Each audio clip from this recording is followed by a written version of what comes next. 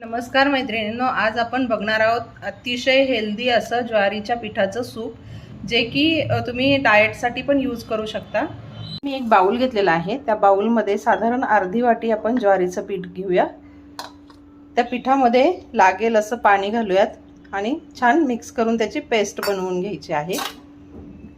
हे जे सूप आहे ना, हे जी लोक डाएट करतात त्यांच्यासाठी तर खूप छान, म्हणजे खूप उपयोगी आहे। याच्याने म्हणजे कुठलेच तुमच्या याच्यामध्ये डाएट करताना कुठल्याही एक्स्ट्राच्या कॅलरीज याच्यामध्ये जात नाहीत। जर तुम्ही रात्री झोपताना फक्त म्हणजे किंवा रात्रीच्या जेवणामध्ये हे सूप जर घेतलं तर अतिशय उपयुक्त आहे। बघा, अशी आपण याची पेस्ट करून घेतलेली आहे। गाठी होऊन द्यायच्या नाहीये त्याच्यामध्ये, अशी छान याची पेस्ट करून घ्यायची आहे।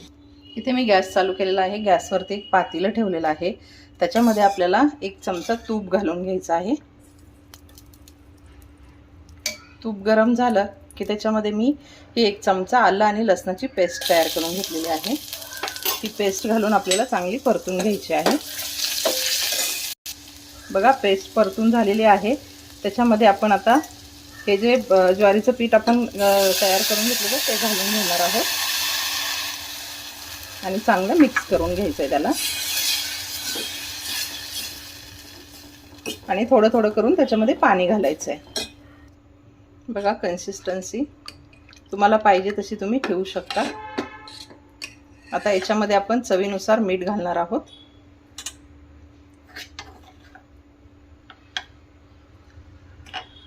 पुन्हा एकदा याला हलवून घेऊया आणि याच्यामध्ये आपण मी गाजराचे बारीक तुकडे करून घेतलेले आहेत आणि स्वीट कॉर्न घेतलेले आहेत, ते याच्यामध्ये घालून घेऊया आणि छान याला एक उकळी काढून घेऊया।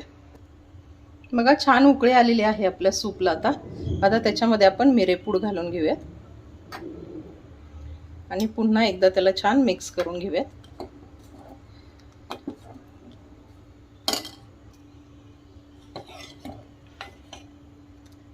तयार आहे आपलं ज्वारीच्या पिठाचं सूप।